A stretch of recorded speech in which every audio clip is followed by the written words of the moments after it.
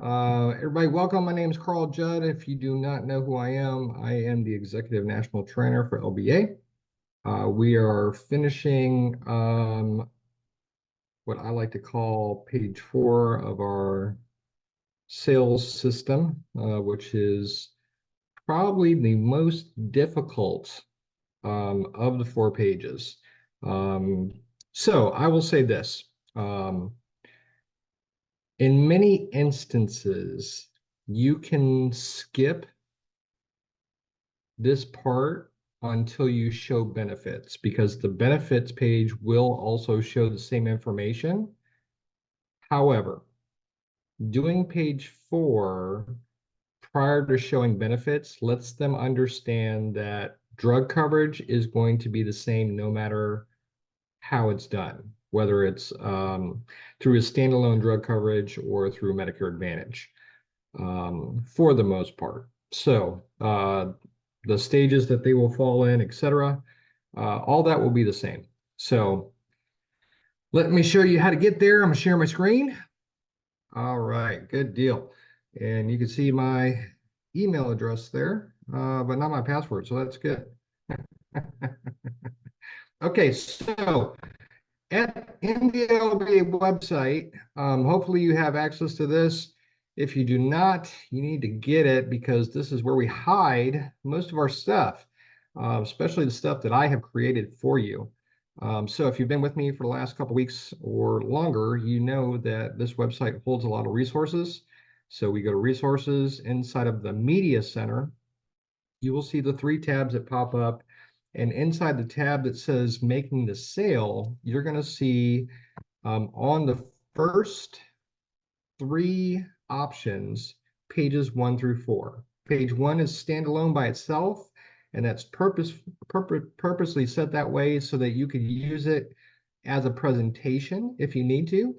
Page 2 and 3 really do the same thing, except they do it differently, right? Page 2 breaks down cost over the last year, or what it would look like if they had Medicare over the last year. And then page 3 takes it out 10 years and kind of gives you separation, right?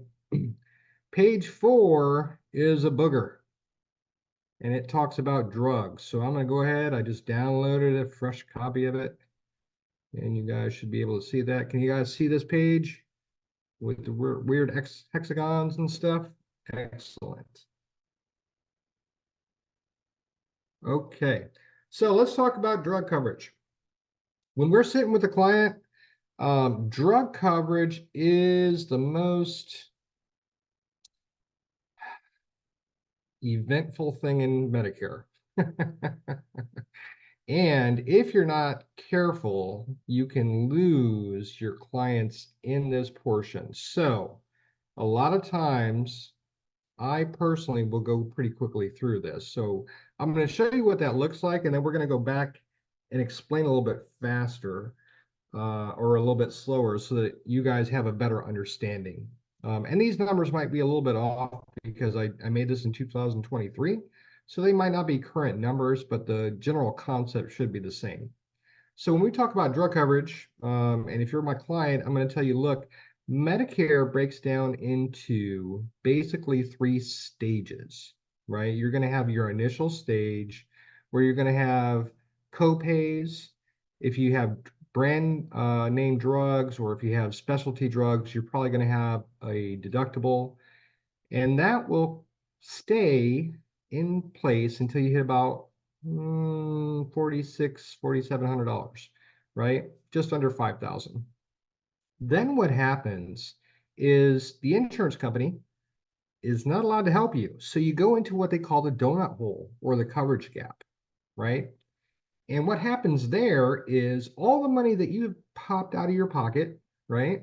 That goes into a little piggy bank, and that's where your starting point for the next stage. So let's say you spent $600 in copays, right? Which would be pretty reasonable.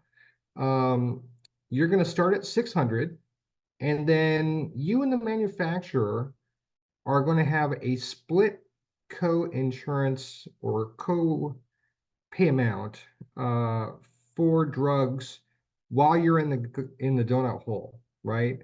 Generally, they're going to pay 75% of the cost and you're going to pay 25% of the cost. What does that mean to you? Well, that means your cost is going to go up in almost every circumstance. So if you were in stage one, the initial coverage, you might pay $10 for a drug. When you get into the gap, that same drug is probably going to be like $40 or $50. So just kind of forewarning you that the donut hole is not a very happy place to be. Now, what happens is you stay there, and like I said, you split that cost with the manufacturer until the combined amount of what you have come out of pocket from stage one and the shared cost from you and the manufacturer equals $7,400. Then you get relief because Medicare figures, goodness, you've paid a lot. So let me put you in a catastrophic stage, and we're going to limit how much money you're going to spend on your drugs from that point. Okay, so in the catastrophic stage, generics won't be more than $5. I think it's actually gone up, so I might say $6 at this point. Brand name drugs will be about $11, and then you'll pay 5% of any specialty drugs. And that will happen until the end of the year. And then this cycle starts over January 1st. That is the quick version of how to do this. So now let me go back and explain, because that's a lot to take in, right? And it's very confusing. So let me slow down so that you guys really understand what we're trying to get across to the client. But this page is very helpful, especially if you get shopped by a secret shopper, because what it does, and you might need to go back and change the numbers, which you can just download the paper and change the numbers, right? But this satisfies one of the 26 things that you're supposed to do when talking with a client, which is explain how drug coverage works.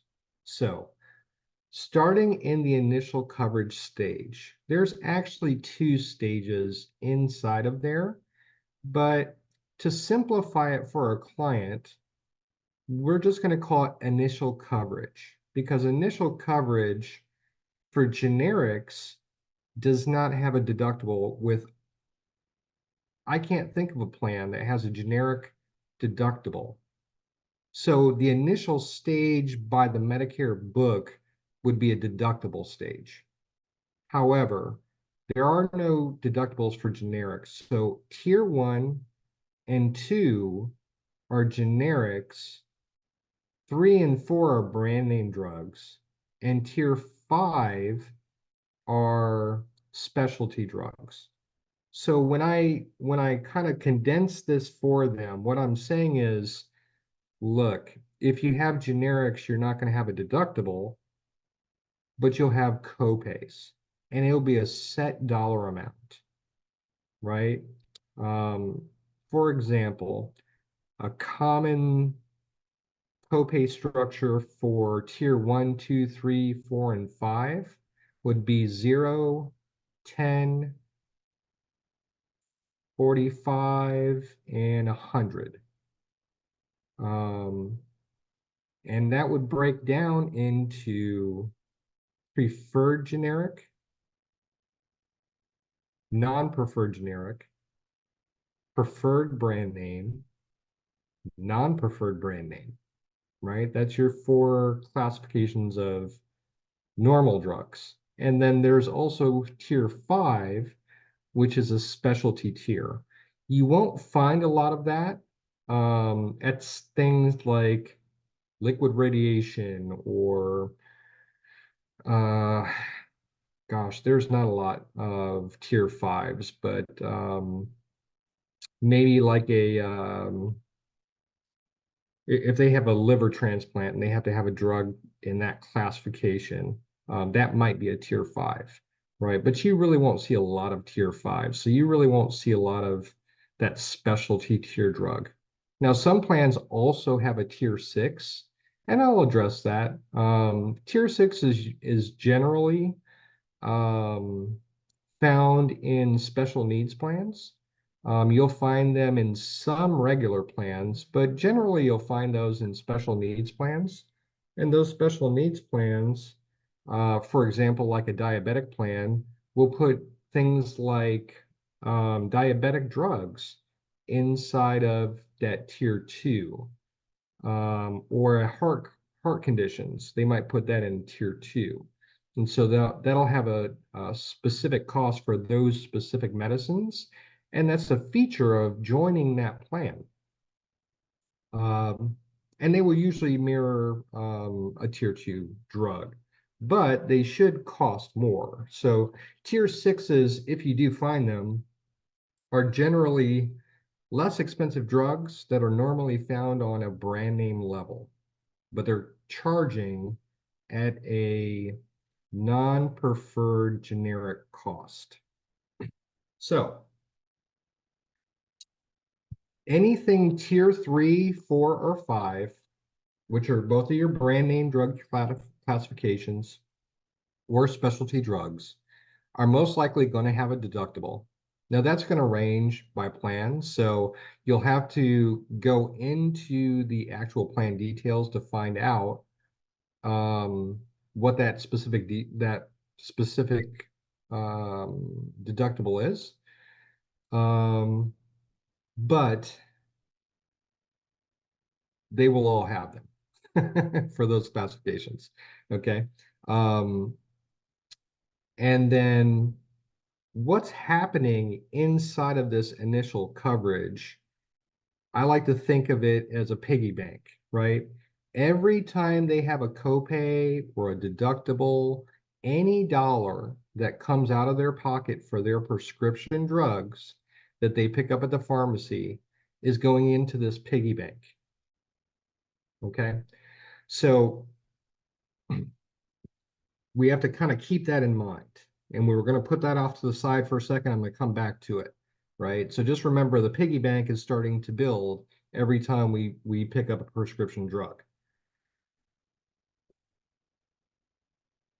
The number that you're seeing inside of the initial coverage, that 4660, which I think is 47 now, not sure what the 2024 number is, but the number to get from or to complete the initial coverage stage is not what they pay. That is the dollar amount of the retail cost of their drug. So keep in mind, if they had absolutely no insurance and they walked in there, and the person behind the counter did not offer them any of the GoodRx or any of the discount cards, that's the dollar amount that they're building toward that little orange hexagon. Okay. So if it's somebody who has a lot of drugs, this is an important thing to teach them, because if they have 15 drugs, like for example, I take a drug, it's $1,000 per prescription for 30 days.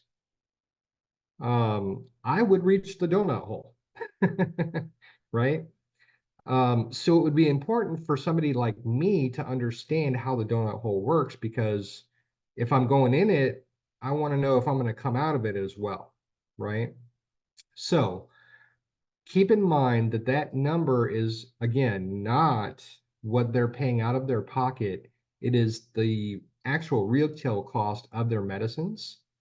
Um, and I will say this, it's what the pharmacy pays. So it might be a little bit less than that $1,000, but not by much, right? Probably $850, $900 of actual cost is going toward that 4660. So let's say we have a client, January 1st rolls around, they start paying for their prescription drugs. They've gone through a deductible because they've got some brand name drugs, and it's $200. So that's $200 already in the piggy bank, right? That were put off to the side. And every time they pick up their scripts, that $1,000 script, it's $100 copay. So I'm gonna do that 4 times. And so that gives me $600 and I'm going into the coverage gap. So I can go into the gap myself if I had any drug plan with Medicare in January, February, March, April, in the month of May, right? So now, instead of having just a $100 copay, I'm paying 25% of that $1,000. So my drug cost in that example goes from 100 to $250 every time I pick up my script. Now, of course, that'll change based on people's drug coverage and costs and everything else. But in my example, that's what I'm showing you here. And these are kind of realistic numbers for myself. So this can definitely happen. So let's say I get into the donut hole in May. What's going to happen now is, like I said earlier when I went quickly through this, is the manufacturer is most likely not allowed to help them with their costs. That's why it's called the coverage gap, or more commonly known as the donut hole. Now, there are some policies that have some stipulations for the donut hole. Again, you'll find some of that in special needs plans or dual eligible plans, or plans that are standalone that cost a little bit higher than your average plan. So like if you're paying $100 a month for your drug coverage, and it's standalone, they probably have some kind of provision for the donut hole. That's what you're paying for, right? But in my example, the month of May rolls around. Now, every time I go to pick up my prescription, I'm paying $250, right? And I'm also taking my piggy bank and I'm putting that 250 in that piggy bank. But the manufacturer of the drug is putting 750 in that piggy bank with me. So the piggy bank now is being filled up by both of us. It started out with what I put in it, and now we're going to share what gets put in it between me and the manufacturer of that drug. So I would start at $600. That's given a $200 deductible the 4 times I pick up after that. And so I'm going to continue to pay at that rate for my drug coverage until I hit that magic number. And I believe it's still close to 74, might be 77, 78, might have gone down a little bit. Not really sure. I really need to update this page, but I know that's very close still. And so once they hit that number, that's the magic number, then Medicare does say, wow, you've paid a lot. Now we're going to give you some relief and put you into the catastrophic stage. So what happens there is the company is allowed to help again. So they're back to basically their original copay structure, but they're also getting assistance from the federal government. So I like to explain it like this. For people who get extra help, they automatically start in the catastrophic stage. Somebody who goes through the donut hole and gets to the end of it is getting extra help until the end of the year, but only until the end of the year. And then that cycle will start over. Those numbers are wrong. I know those numbers are wrong because I know generics have gone up to like 5 something, but in the catastrophic stage, there are set amounts. So let me give you an example of how the catastrophic stage probably looks for most people. A lot of plans have $0 generics, especially for tier 1. Tier 2 sometimes can be up to 10. I think I've seen it as high as $12 or $15. if that were their normal copay for a tier 2 drug, they would still only pay the $5 or so. The plan pays everything except for what their copay part is, and then the federal government supplements the rest down to that capped amount. Now that capped amount will be inside of the plan details. So as you are explaining this, again, we're trying to keep it 10,000 foot level, right? We just want to give them a generic idea. But those numbers are actually set by low-income subsidies. So, matter of fact, I'll give you the actual numbers right now. Let me give you some real numbers so you have updated. Okay, so that 7,400 is now 8,000. Okay. So the new change for 2024, and excuse me for not knowing this, they did increase the donut hole to $8,000. However, once they reach that, they don't pay anything for their drugs for the rest of the year. Now, rumor has it, and again, this is not, nothing is ever in stone until it's in writing, right?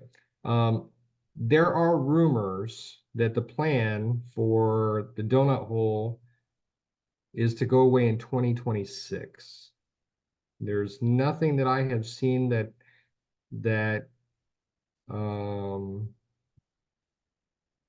solidifies that. However, Medicare did publish that that is the goal.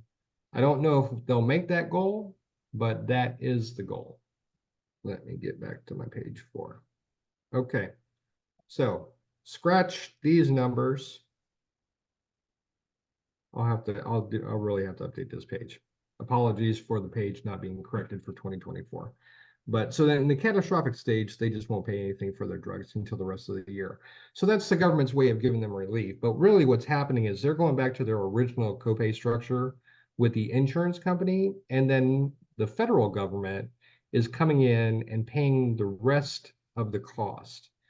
And so let's say in my example, I'm paying that $1,000 for that drug. I started in the 5th month, so 5, 6, 7. I'm just going to miss coming out of the coverage gap unless I have other drugs to go with it, which I do. So I would actually come out of the donut hole, right? So that would give me relief. So if I came out of it in September, I wouldn't have drug coverage costs for September, October, November, December, and then in January, I go right back here to the initial coverage stage. Now, Medicare gives you a book, 130 pages. I don't know how many pages are dedicated to drugs. I don't remember, but this is a difficult concept to really digest, right? Which is why I use the piggy bank as an example. But I find that when you use something like that, and again, you know, if you've seen some of my previous videos, I haven't used dollars per se for page 4, but you could do something like that. You could get a little bowl and you can get some Monopoly money and you can start putting money in that bowl and say, you know, this is your money. This is money from the manufacturer of the drug. And when you have drugs that cost a certain amount and you've already passed that threshold, you're both putting into the bowl, right? Now he puts, for every dollar you put in, he's putting in 3, is basically what it'll turn into. Okay. Now minus my corrections and cost. What kind of questions do you guys have for me? Because this can be a complicated concept to bring across to your clients.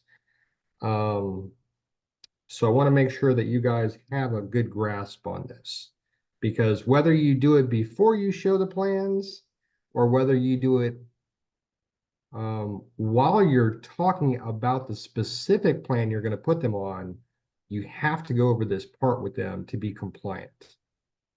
So, questions? So I got a question. Okay. When you talk about putting them into a specific plan, are you saying you can put them on any one of these, the initial coverage or coverage gap with the donut hole or the catastrophic stage? Can you put them in any one of them, or they have to start at the initial coverage? Okay.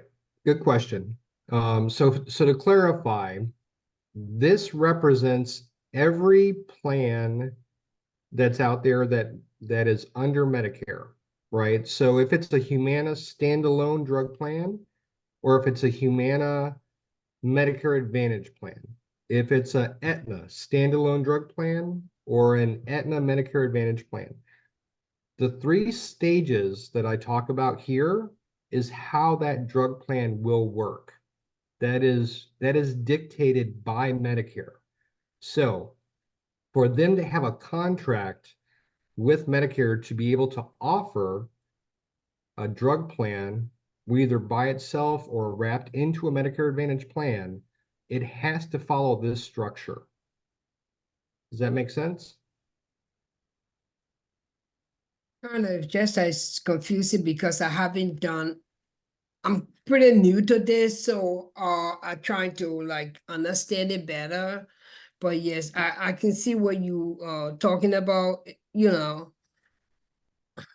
It kind of makes sense. It's just a little bit confusing. Like you said, this is a difficult subject. Gotcha. Carol has asked a very good question. How much warning? Um, well, Carol, to answer your question,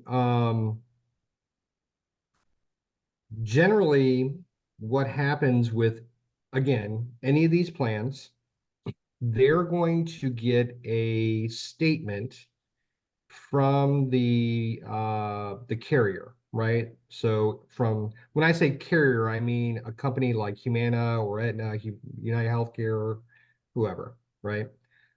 So they're going to get a statement from the carrier, or Social Security, or both, that will show them what their drug usage is to that point in time. That usually comes every quarter. Sometimes they do it monthly, but that's not the standard. The standard is quarterly. So if somebody takes a lot of drugs, like I come into a house, the most prescriptions that I have ever seen one person take has been 34, Whoa. and they brought out a basket. So before I even started talking about anything else, I said, "Sir, I can look up these drugs and I can tell you, probably generally when you're going to hit the donut hole, but I can tell by that basket, you're probably going to go into the donut hole. So let me just explain the high level of what it takes, but I'll also say this. No matter what plan I put you on, you're going to go into the donut hole, and you're going to go into the donut hole the same month, no matter what plan I put you on, because it's the retail cost of the drugs. And judging by the large number of prescriptions that you have, it's possible you might come out of the drug coverage, out of the donut hole. So when that happens, you'll get some relief, and that will happen till the end of the year.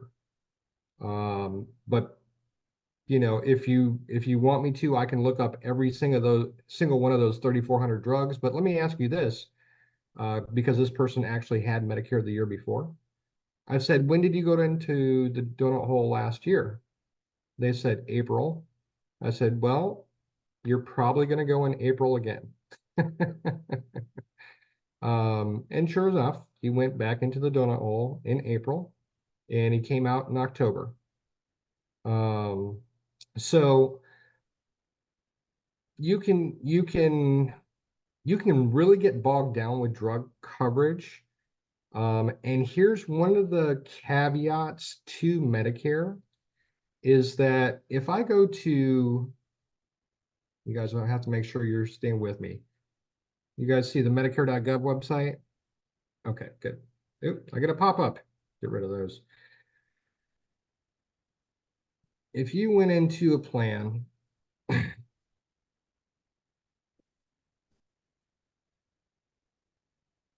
I'll do a standalone drug plan because it doesn't really matter, right? If I do not have extra help, right?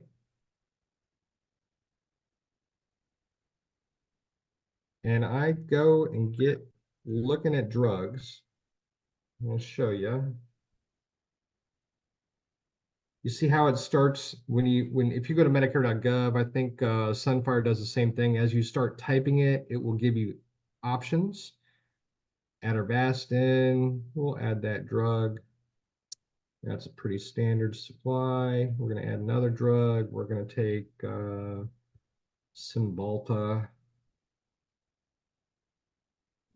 Okay, now Cymbalta is a brand name drug, right? So it's going to ask you, can the client take generic? Or do you want to look at the cost of generic and it'll show you what the generic is? This person is allergic to the generic, so we're going to keep that. And then we're going to add another drug. Let's put in, let's see, what's a good one? Okay.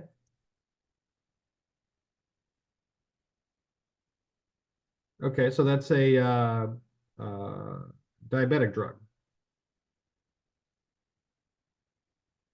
Add another drug. We're going to put Ubrevely in there. Ubrevely. Okay, add drug. Add to my drug list. Okay, so done adding drugs. Name a pharmacy. We're not even gonna put pharmacy in there. We're just actually, well, we will. We'll put mail order and Publix and a CVS and a Walmart.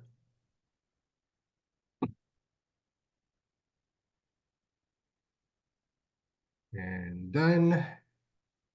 Now,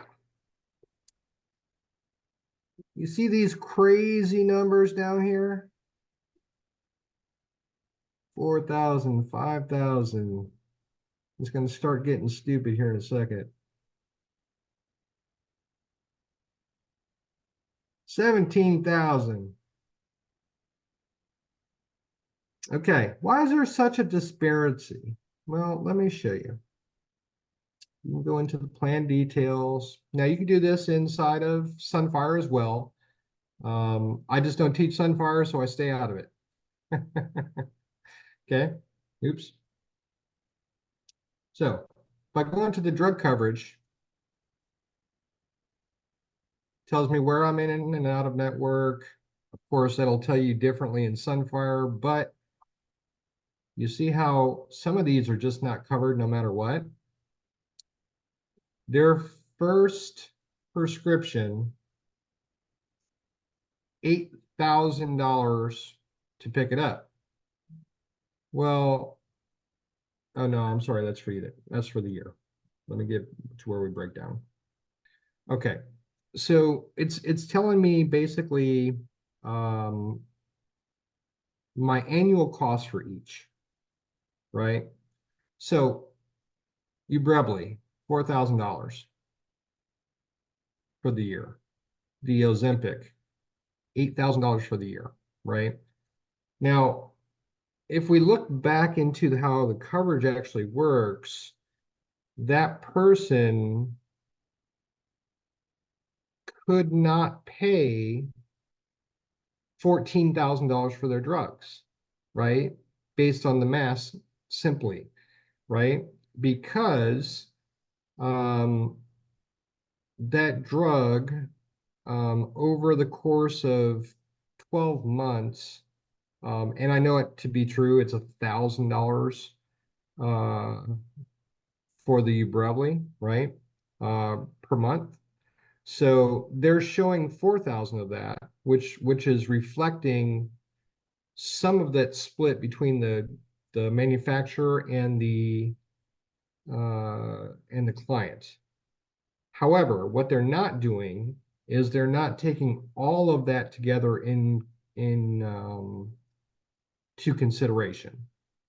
So $14,000 is not realistic because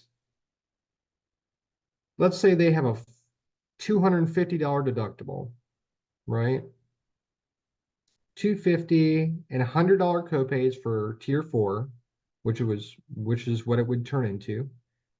So it says that I get into the donut hole when you entered the gap, September. Doesn't make sense, right? How could I possibly have that much cost if it's in network because it's not covered, right? Okay. So if it's not covered, what has to happen is your doctor, or their doctor, I should say, needs to write a script, but they also need to work with the company that you put them with and say, hey, look, we've tried Humalog and Novolog, and yeah, basically this person needs to have this specific drug because it's the only thing that's worked. We've tried step therapy, we've tried everything. So we need you to make an exception. And they will make a formulary exception. So where you see where it's not covered, that $8,000 will actually be much, much less than that. It'll probably be either a tier 4. Sometimes they'll even drop it down to a tier 3. If it's $8,000 for the year, probably going to stay tier 4. But it will drastically reduce the cost. Now, here's the problem with trying to truly quote the drug coverage is knowing that and knowing how to guide my client to fix this problem, they won't have that cost. So that in itself draws a problem, right? The other problem is if you do the math, $8,000 is kind of their cutoff besides what they pay in the tier 1, right? Well, in tier 1, or the initial stage, I should say, not tier 1, but the initial stage, to get into the donut hole, they're really not going to come out of pocket a lot. They might find a way to come out $1,000, right? But realistically, it's probably going to be a little bit less than that. And then they only have $8,000 to go. So let's say worst case scenario could possibly be $10,000, right? Let's give the initial stage the benefit of a doubt that they found a way to spend $2,000. Well, after $8,000, they don't pay anything else for their drugs. So how is it possible that we have numbers like 14,000, 24,000? It's not possible. You understand what I'm saying with that? So I don't like to really quote drugs. What I do like to do, however, is teach them how their drug coverage is going to lay out no matter what. And if they fall into a situation where something is not covered, like this right here, I'm going to tell them, look, here's what we're going to have to do with Cymbalta is we're going to have to get your doctor to say, hey, insurance company, I need a formulary exception. I'll write that down for you, right? Write down formulary exception. for Cymbalta because I've tried everything else, right? I've tried gabapentin, I've tried all kinds of other stuff to get rid of the pain. Same thing with I'm not even going to try to say that, the diabetic pen, right? We've tried the Humalog, the Novolog, we've tried metformin, we've tried the Starlands, right? We've tried everything. This is the only one that works. I need a formulary exception for this person only on this plan. And so what happens is the drug company will say, okay, we get it. You've tried everything else. This is the only thing that works. For this person and this person only, we're going to make an exception and allow them to use this drug. Now, we're probably going to put it on tier 4. So they are going to pay like $100 per copay. And don't forget, you got a deductible, but it won't be $8,000 for the year, right? Unless that's the only one they're taking. But generally, you'll find somebody with several drugs if they have something like that. So, and I can tell you this is not even right because the Atorvastatin is a tier 1 generic. So that shouldn't have any cost. This is the only one that's close, right? And that one is even got it messed up because it's 16,000 for the year. There's no possible way that a person could reach that number. So that kind of goes back to, I think it was Carol's question, right? Like, how much warning do you get? Well, you can call Social Security after your first month and find out where your total cost is. Or you can wait for the mail to come, which will be about the 4th month, because remember, they're going to look at the quarter and then send it out after the quarter is complete. So about 3.5 to 4 months, they'll get a statement, and that statement will break down by drug what the retail cost is, or I think in the statement it says total cost, if I'm not mistaken.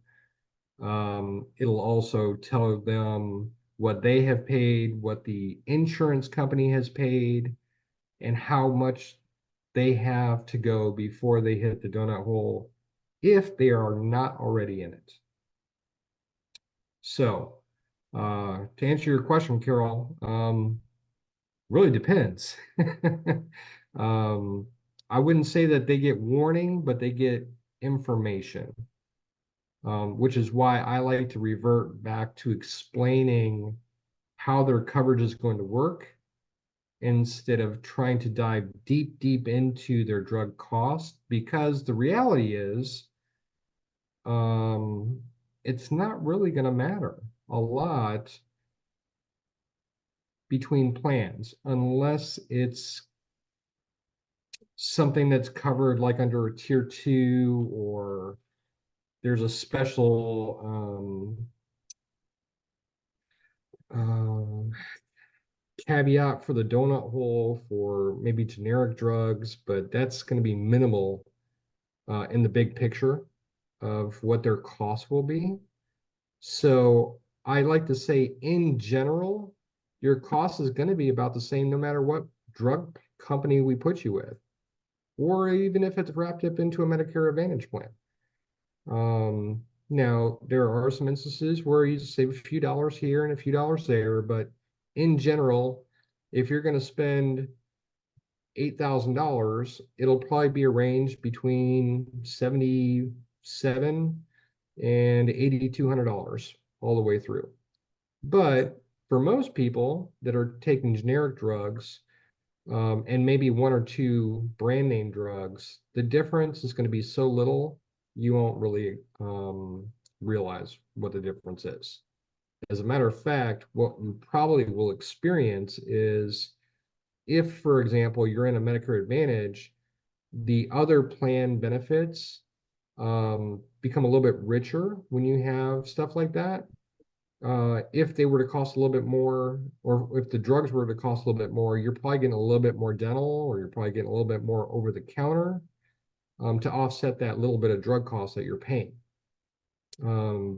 So in general, all plans are going to be about the same cost, but not exactly the same cost. What other questions do we have? I know this can be complicated, so don't be shy. If you have a question, either throw it in the chat or pop off your mic and go ahead and ask the question. But really, this is how all Medicare plans work. It doesn't matter if it's by itself or with Medicare Advantage. So it's important to understand how this works so that you, in your own way, can go ahead and explain this to your clients. See, there you go. You guys go doing this again. You make me feel like the perfect training because there's not really any questions going on. You guys are going to make me have a big head like I'm perfect or something. I'm far from it. So I always hope for questions. This is the bottom of the page, by the way. It gives them an average cost range. So once you download that page, if you want to adjust those numbers based on your area, I recommended, I think when we were doing page one, to kind of make yourself a little bit of a spreadsheet in Excel, right? And kind of get an idea of what your plans look like. Drug coverage is one of those items that I put inside of the plan details. What does the tier one cost? What does tier two cost? 3, 4, 5, if it has a tier 6, et cetera, et cetera. So, Carl, I had a yeah. question. Okay, so I did a chronic plan for a lady's niece, and they gave her the Novolog the first month, and then they said she couldn't get it. She said you had to get the Humalog. Why would they do that to her? Have you heard of that happening before? Because it's cheaper. But it's like she would. Can she go back and say, "Hey, I want," because yeah, when I try to go in and see, it says it doesn't cover the Novolog. So it's like an introductory thing or something, or just Companies will have a formulary. So let me explain drug coverage a little bit deeper. When a company puts together their drug plan, right? Standalone or in Medicare Advantage, we're still talking the same, right? They have to have so many drugs in a category. Okay. So that's why you'll see sometimes, and this kind of will answer the question Carol just put in here a little bit deeper, because I put in general, right? Some companies will cover Novolog and some companies will not, right? So if I do dive into the drugs, it's because I want to find out if a drug is not covered by a company, not necessarily for the actual cost. And so I never, ever, ever, ever do the drug comparison in front of the client ever, because if I showed them $27,000 for their drugs, they might have a heart attack. Okay. What I would do is I would look and see if a drug is covered or not. And if it's not covered, then I'm probably not going to look at that company. Or I would ask the client, have you tried other diabetic pins? Like, have you tried the Solastar? What have you tried? Right? And so that tells me whether or not the doctor is able to do the formulary exception letter, or what'll end up happening is there's a thing called step therapy, right? So let's try Novolog. Well, Novolog didn't work. Let's try Humalog. Okay, Humalog didn't work. Well, let's try, and so on and so on, right? So, to answer your question, the company probably didn't have that in their formulary. and they were reverting back to something that was in their formulary. And that's where a doctor, if they have already tried that drug that the insurance company is wanting them to use, the primary care physician, or I guess in this case, the endocrinologist, would write a letter saying, hey, look, we've already tried these drugs. Can you please make a formulary exception for John Doe to be able to use this specific drug? Okay. That's a lot. Thank you. You're welcome.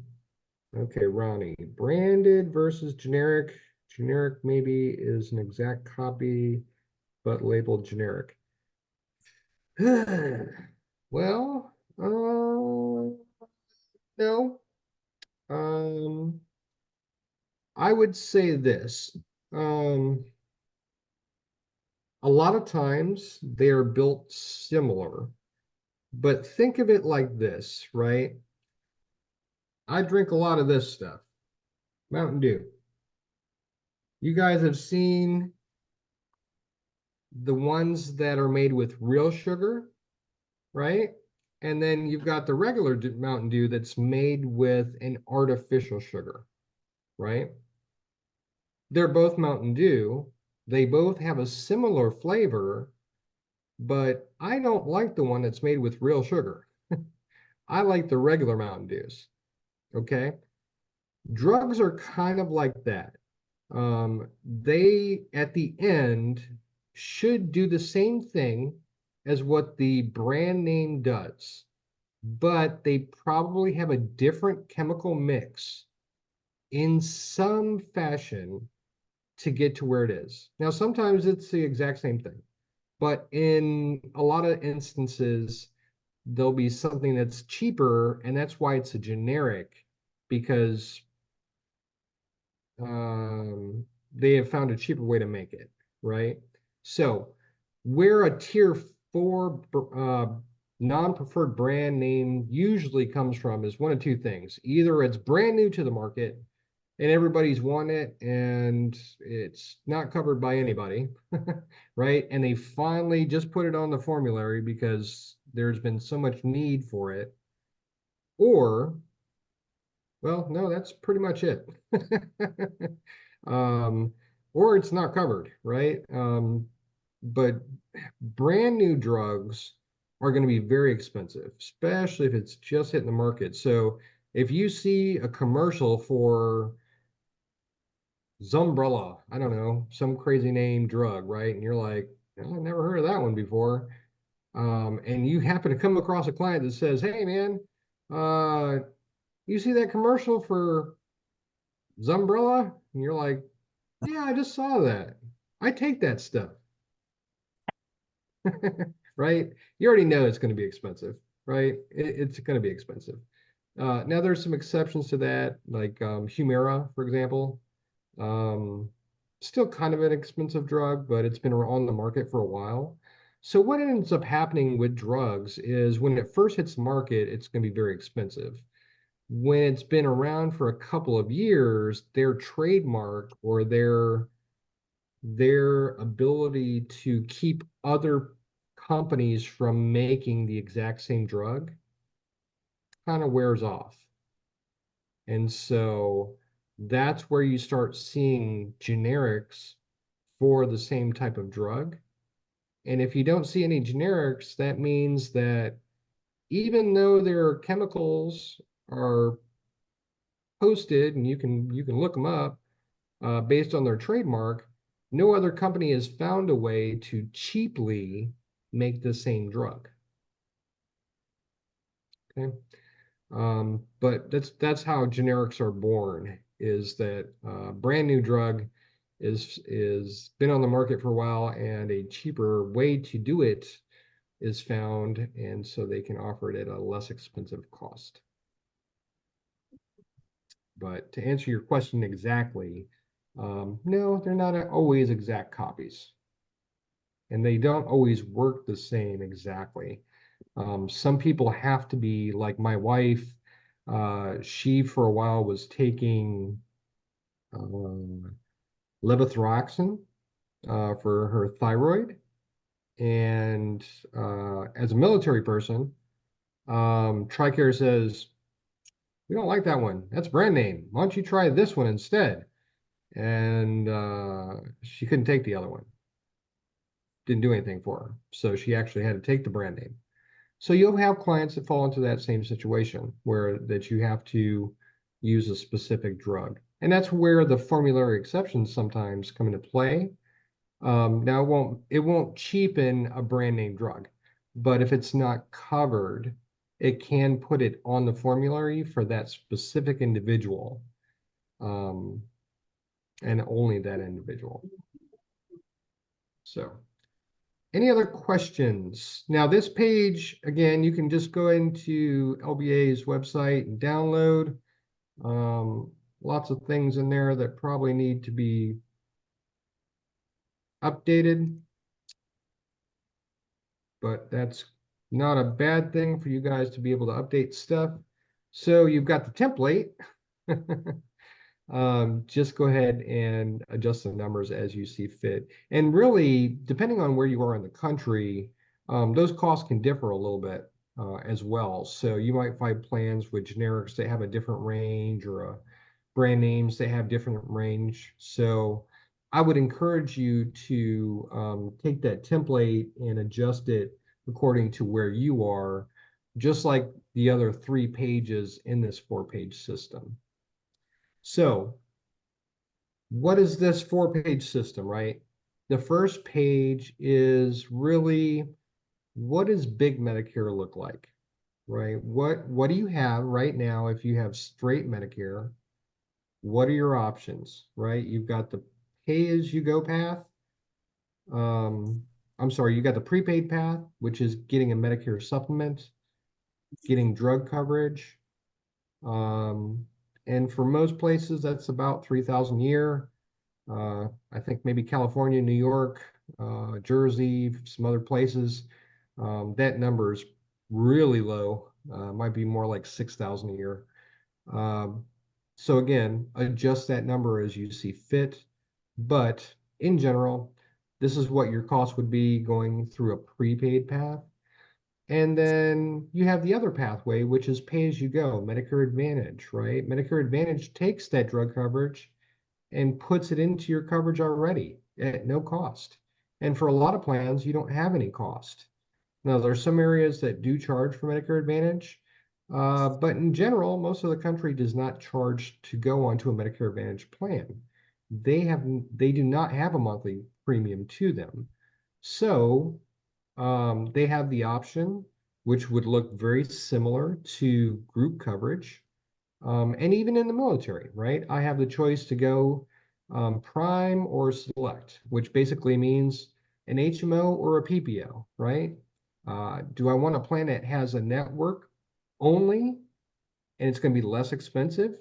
Or do I want a plan like a PPO that's going to have a network, which will keep my costs a little bit lower, but I have the freedom to go outside of network, and that plan or that cost for that service will be slightly higher because it's out of network, right? So that's page 1 in a nutshell.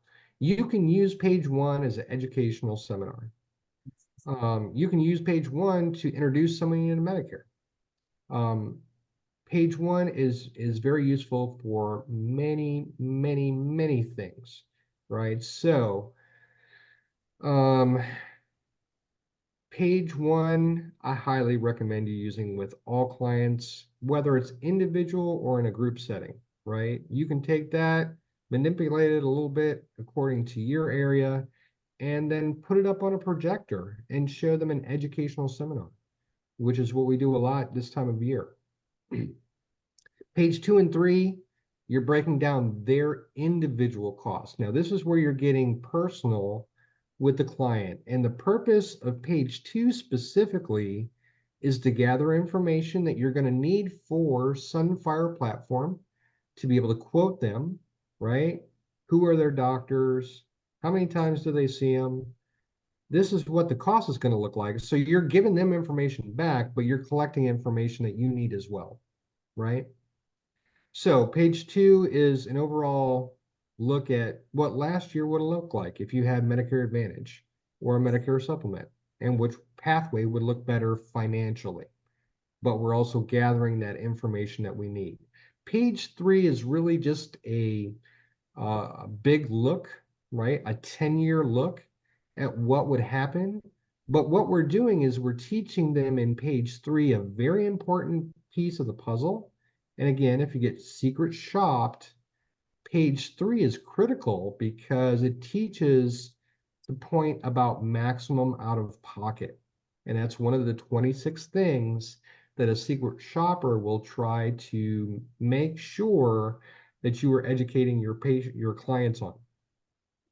So page 3 is a big look, big 10-year look, throwing in a catastrophe and the year after what that would look like, and then what 10 years would look like overall for HMO, PPO, and Medicare supplement. And then finally, we just went over page 4, which is drugs, right? Now, you're probably thinking, holy cow, 4 pages and then we go quote? My average time to go through the entire 4 pages is 12 minutes. You're probably like, well, wait a minute. These are hour-long calls that we're doing on these pages, right? Keeping it simple. 10,000 foot level. Look, let's make this simple. You've got 130 pages that you could read, or I can give you the high level of what Medicare looks like. You start with what your Medicare costs are. Look, these are your risks, right? These are your gaps. You can solve that by going through the original path or the prepaid path, or you can solve it through Medicare Advantage. Inside of Medicare Advantage, you're used to probably terms like HMO and PPO through group coverage. And so I do want to make sure they understand what a network is. It's inside the box. PPO has a box, but you can go outside, right? That's page 1. That took me less than a minute. Page 2. Now we're going to talk about you personally. And if you don't feel comfortable, that's okay. I'll give you the average cost, and then you can decide for yourself where you fall. But let's look at HMO, PPO, and supplements. Now, supplements are easy, right? 3,000 for the year, or depending on where you're at, might be 5, right? But I'm going to use 3 for this example. 3, 5 years, 15, 10 years, 30. Well, we already know in 10 years, you're spending 30,000 on a supplement. We don't have to spend a lot of time on that, right? HMO, average numbers, right? 5 visits to the primary, that's 1 per quarter, and we throw an extra 1 in as a bonus in case they get sick, right? That gives you your HMO and PPO cost for the year. Specialists, they're probably going to have 2 specialists that they see quarterly. And if not, good for them. They have more, annotate it, right? And wherever the numbers lie is where you should really focus your attention. If an HMO or a PPO does not look better than a Medicare supplement, just put them on a supplement. If they look better on an HMO or a PPO, then ask them, how do you feel about Medicare Advantage, right? And then you go into page 4, right? Now, again, you can do page 4 before you get into the plan specifics, or you can give them the high level. And again, how I do the high level, and we'll kind of start wrapping up with this, is, look, this is what your drug coverage, am I still sharing page 4? Silly me. So this is how your drug coverage is going to look. You're going to have an initial stage. Inside of your initial stage, for your brand names or specialty drugs, you're going to have deductibles, but you'll have set copays for all the tiers. All the tiers are down here. So update that for what your area looks like, but just have that on the paper, right? So you'll have your initial stage. In the initial stage, you'll have copays. You might have deductibles, especially for brand name drugs. And what will happen is you'll stay there until the retail cost reaches about 5,000. Notice I use a general term there, but I have a number on the page. They see that I'm not telling them exact numbers. Okay, so now once the retail cost, not what you pay, but what the retail cost is, reaches 5,000, you're going to go into the donut hole. Now here's how the donut hole works. Any dollars that you pulled out of your pocket to pay for your prescriptions is your starting point. So let's just say you paid $600. That's your starting point. From 600 up to now we know $8,000. What's going to happen is you're going to pay 25%. The manufacturer is going to pay 75%. You pay 1/4 of the drug. The manufacturer pays the other 3/4. But all of that money goes into the piggy bank. And once the piggy bank reaches 8,000, then you're going to get relief. And that relief looks like nothing. You pay no more for drugs. So scratch all these numbers here. Those are wrong. Medicare's change for 2024 is they don't pay anything for drugs in a catastrophic stage. So you see how you can go through those 4 pages pretty quickly. The most amount of time that you want to spend on those 4 pages is in page 2. That's where you're building rapport with the client. And from a psychological perspective, page 1 is you becoming the expert in Medicare and explaining it to them in a very quick way that's easy to learn and easy to comprehend. Page 2, we're getting personal, right? So that's where the rapport starts coming in after you've already set yourself as the expert. Page 3, we're teaching an important point about the maximum out of pocket. And then page 4, high level. Look, this is going to be true for every plan. So if I say, look, you got a basket full of 34 drugs.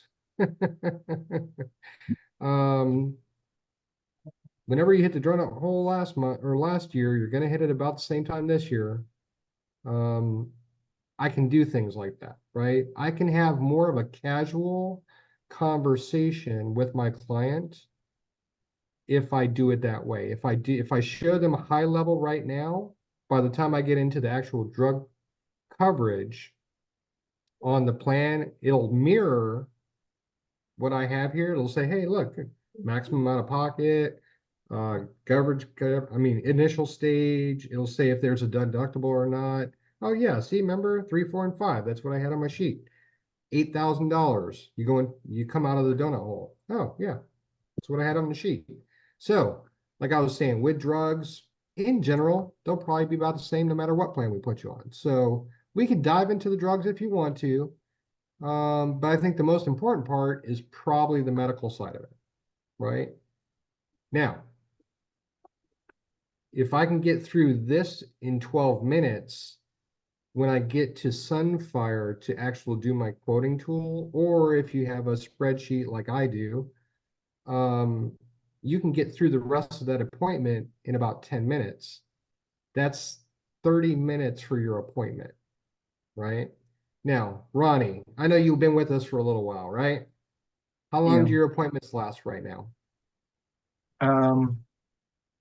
If there's no question, about 30 minutes.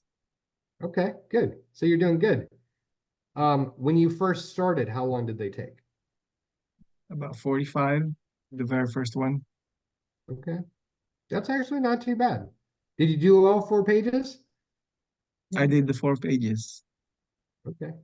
Well, that's probably why it stayed to 45 minutes then. Yeah. Listen, I know we're a little bit over, I apologize. But I think this is important to put out, especially for people that are new. These 4 pages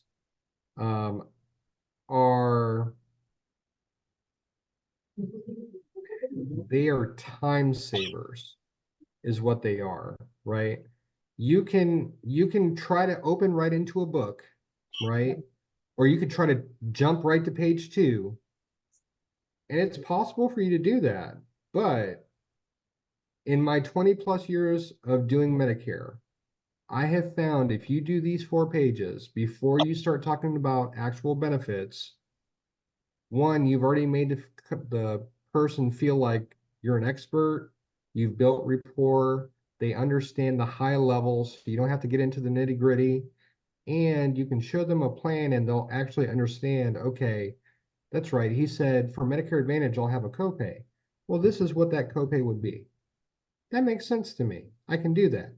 And when you're done with the sale, you can leave those 4 pages with the client and it'll save you as the agent from getting 100 phone calls of buyer's remorse because they'll have memories of the conversation because I'll just look at the page and say, that's right, Ronnie talked about that. And I remember that now.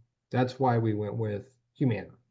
That's why we went with the standalone drug plan and a supplement, because it just made more sense. Okay, so I'll ask one more time if there's any questions. Vivian, I see you have a message in there, so I'm not ignoring that. But I will not be able to call you today. So if you want me to call you tomorrow, I can. But if you just have a quick question, go ahead and pop your mic off so we can talk about it. Or if there are any other questions, you can throw them in the chat or put your mic off so we can talk about it. I have a quick question for clarification. That's 7,000 or something. That's retail costs? The You want 7,400, this that's number here? yes, that's retail costs. So that number is actually 8,000. I Okay. apologize.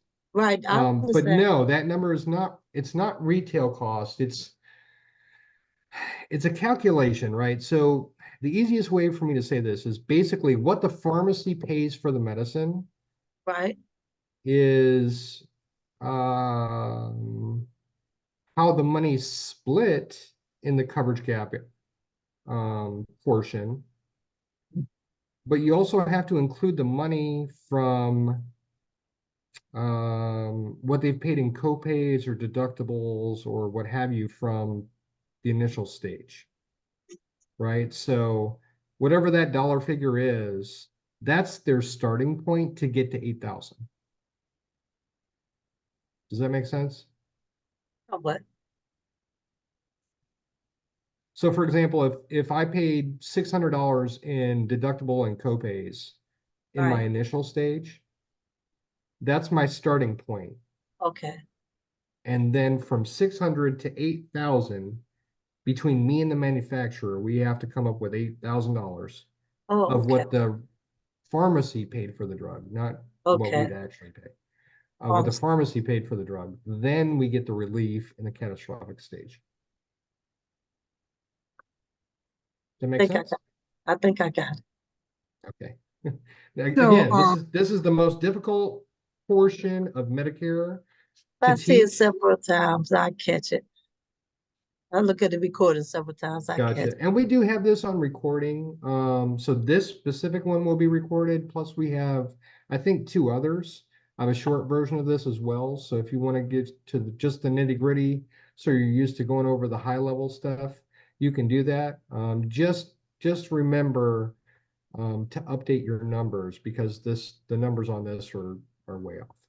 Okay. So update the 8,000, the 74 to 8,000, update the catastrophic stage to zeros. Just update the page numbers. Okay. And you'll be good. So Vivian. I have a question. Go ahead. I'd like to know, how can I get to my broker manager for Ohio For what company? for Humana and Aetna? You would call the producer help desk. And when you call the producer help desk, let them know what counties you work, right? So for example, I'm in Georgia right now. I'm in Muskogee and I don't know what the other county is next to me, but hey, who's the broker manager for Muskogee County? And they'll say, oh, well, that's George Jimmy John, and this is his phone number and email. And I'll take that down and then I'll reach out to them, right? Same thing with Edna, right? Hey, I'm in Atlanta and I work all 4 quadrants. So, who are there several broker managers? Is there just one? If you work in a big city, you might have more than one broker manager, right? But they'll at least they'll know each other. So as long as you get one of their numbers, then you'll be good to go. So just call the company through producer help desk and ask them based on your county who your producer manager is or your broker manager is for that area, and they'll be happy to share that person's contact information with you. Okay. Okay. Thank you. You're welcome. Oh, I Any have other a, questions? yeah, so how do I get HIPAA certified? Cause I keep getting error when I click the link on that, the handbook or the process book they have. HIPAA certified? Yeah, You're talking about certification, AHIP or HIPAA? AHIP. AHIP. Okay. If you were having trouble with the link, you probably have an old version of our handbook, right? So inside of this LBA website, instead of going to making the sale, Go that, okay, go into business building. okay, You go into the new agent guide updated, and you should see contact information for Spark. I believe with the new update there, I haven't looked at it because Gabriel made it, but I believe it's got the link for AHIP in there. okay, So thank you, Ronnie. So the link is in there for you to go ahead and just hit and go to do your AHIP. Now, AHIP generally costs $175. right, You get a $50 discount by going through that link. So okay, don't ask for any more discounts because there are no more. gotcha. Okay, EM Office. I think I want the one I'm underneath it, the sorry. new Everybody, can agent. you hold on just 1 second? This is a weird phone call. Hold on 1 second.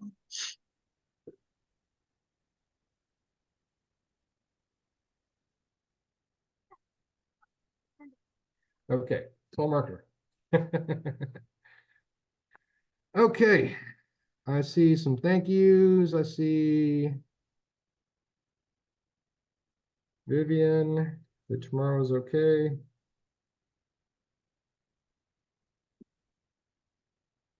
And I don't see any other questions. So if you guys are good, we're almost 30 minutes past time, but I think it was good training today. We got the hardest part taken care of, right? Which is drugs. Again, I don't spend a lot of time on it. I really might spend about 2 minutes on page 4.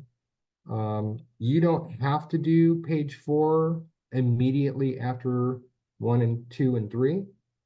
However, I find that if you do it on the front side, it'll save you time on the back side, right? So if you stay at that 10,000 foot level, looking at it kind of like aerial view, like, hey, this is all the drug plans, this is how they're going to work. When you dive into the actual plan that you find for them, it's going to help you push through faster. And of course, you know, time is money. So I'm here to try to give to you as much money as possible, as quick as possible. Okay.